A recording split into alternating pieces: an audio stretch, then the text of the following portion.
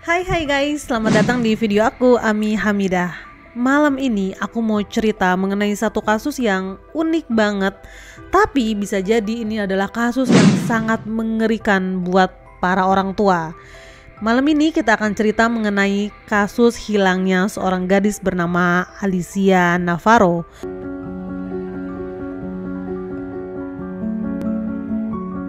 Buat tahu kisah lengkapnya langsung aja ya, kita rangkum bareng isi Google.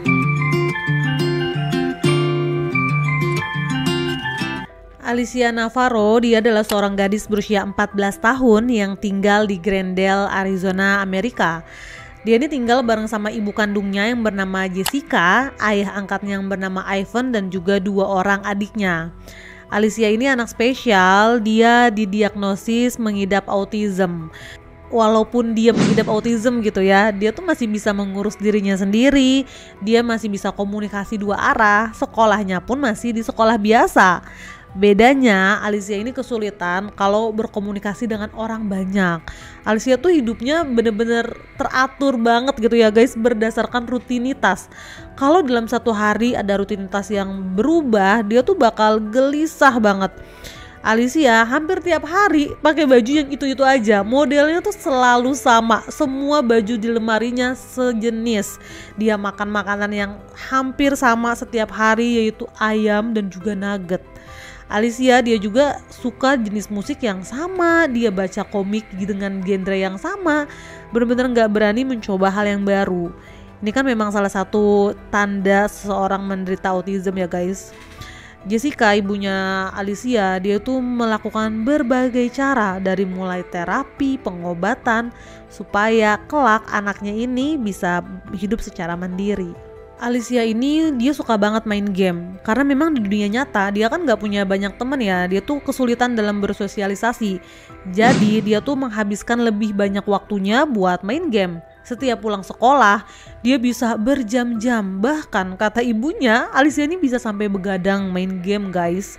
Dan bukan cuma main game, karena di game online itu kan bisa chat-chatan ya dengan sesama player.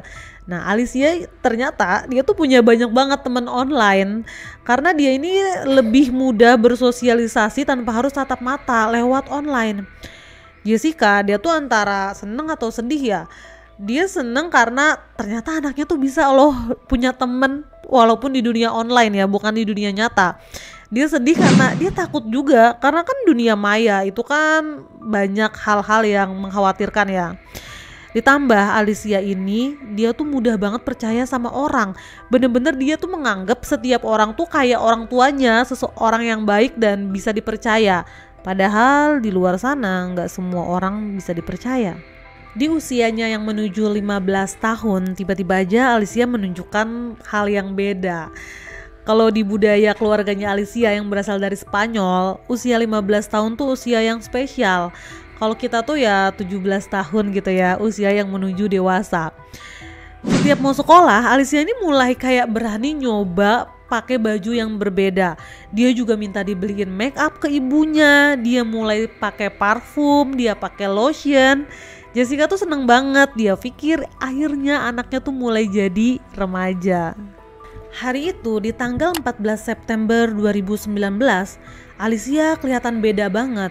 Dia sampai izin ke ibunya buat gak sekolah. Alicia ini gak sakit, tapi dia tuh kelihatan gelisah banget.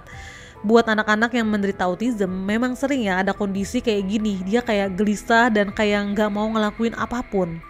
Jessica pun setuju, dia pun ngajak anaknya buat jalan-jalan ke mall. Maksudnya supaya hilanglah gelisahnya Alicia ini. Di mall mereka makan nugget kesukaannya Alicia dibeliin es krim, dibeliin komik kesukaannya. Sampai akhirnya mereka pun pulang dalam kondisi yang happy. Gelisahnya Alicia tuh kayak hilanglah setelah jalan-jalan bareng ibunya.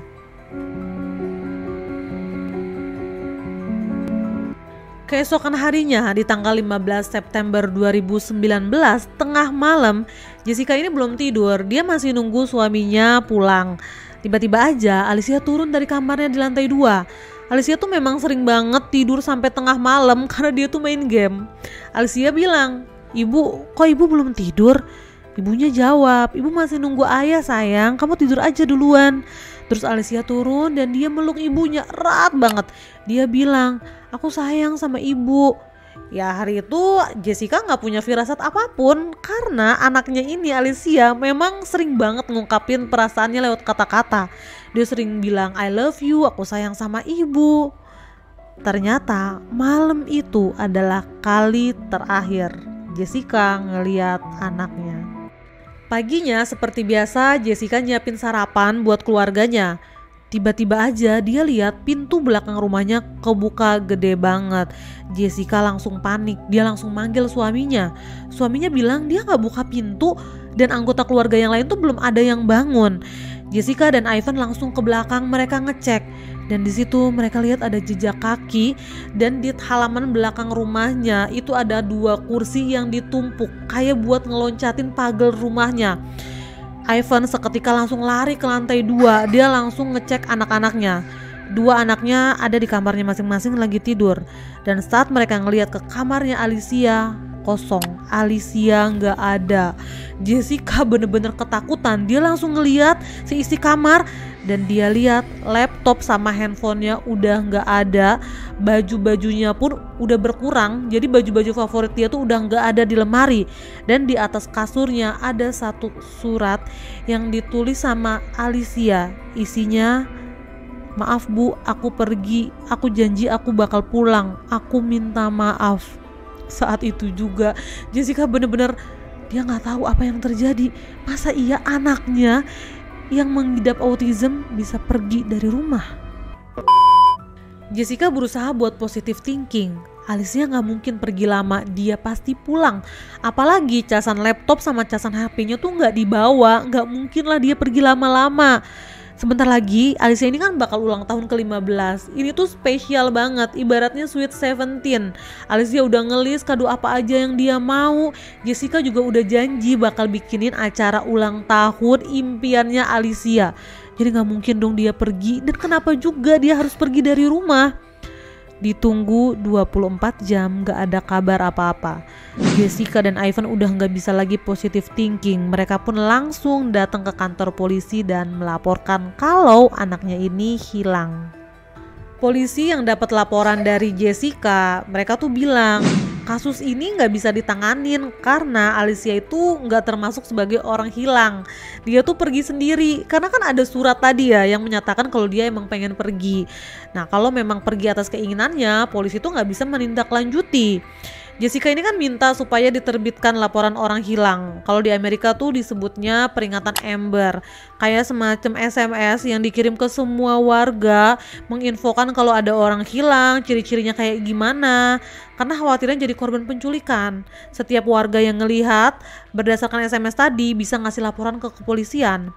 Polisi juga bilang nggak bisa, mereka tuh nggak bisa nerbitin peringatan Amber karena ya Alicia ini bukan terhitung sebagai orang hilang.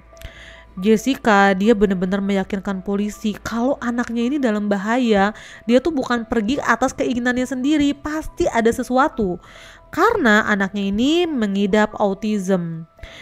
Nah di sini akhirnya polisi luluh juga ya mendengar Alicia ini mengidap autism. Polisi pun mengeluarkan peringatan silver.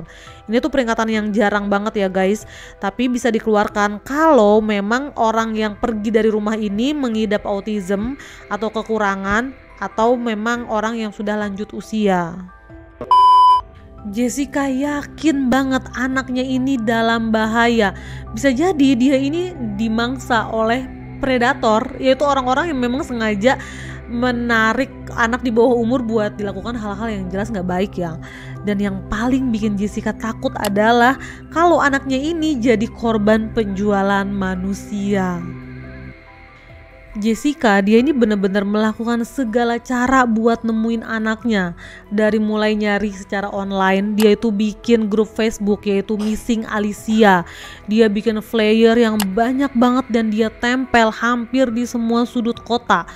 Jessica ini sampai nyewa papan reklame yang gede banget selama hampir 2 bulan.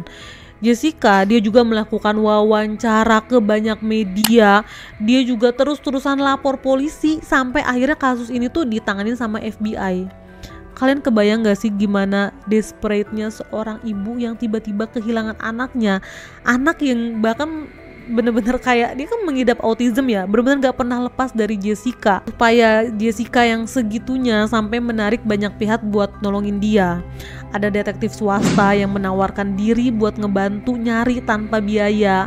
Ada juga organisasi anti predator yang memang berfokus buat ngelindungin anak-anak dari predator ya guys ya, yaitu orang-orang yang lebih tua tapi memang ngincer anak-anak. Dan juga organisasi yang memang khusus buat nyari orang hilang. Segitu banyaknya attention dari publik buat ngebantuin Jessica nemuin anaknya Alicia. Tapi semuanya tuh gak ada hasil. 1 tahun berlalu, 2 tahun berlalu, 3 tahun bahkan sampai 4 tahun Alicia belum juga ditemukan.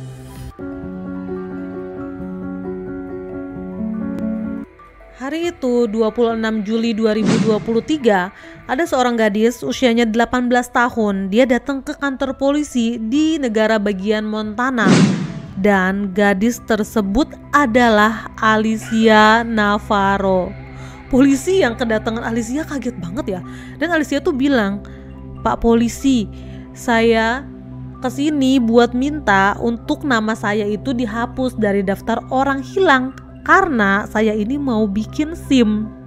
Polisi kaget banget ya. Kok bisa-bisanya seorang anak yang udah hilang selama 4 tahun ada di wilayah Montana. Alicia ini ya guys, dia itu berasal dari Arizona. Jarak dari Arizona ke Montana itu lebih dari 2000 km. Ibaratnya tuh kayak dari Jakarta ke Thailand, sejauh itu. Polisi tuh bingung, kok bisa-bisanya dia sampai di sini. Seorang anak yang mengidap autism di usianya yang 14 tahun ketika itu, kok bisa tiba-tiba ada di negara bagian Montana yang jauh banget. Polisi nanya lah, ngapain dia ada di Montana? Apakah dia diculik? Alicia bilang, enggak, aku baik-baik aja kok Pak Polisi. Aku bisa keluar masuk sesuka aku. Aku ini cuma ingin menjalankan kehidupan sebagai wanita dewasa. Duh, ini yang benar-benar bikin kaget ya guys. Ternyata di Montana, Alicia ini tinggal di sebuah apartemen bareng sama seorang pria berusia 36 tahun bernama Edmund Davis. Orang-orang di sekitar tempat tinggalnya Alicia taunya dia ini keponakannya Edmund karena Alicia itu manggilnya Om. Walaupun katanya ya ada beberapa tetangga tuh yang curiga karena gerak-gerik mereka tuh kayak orang pacaran.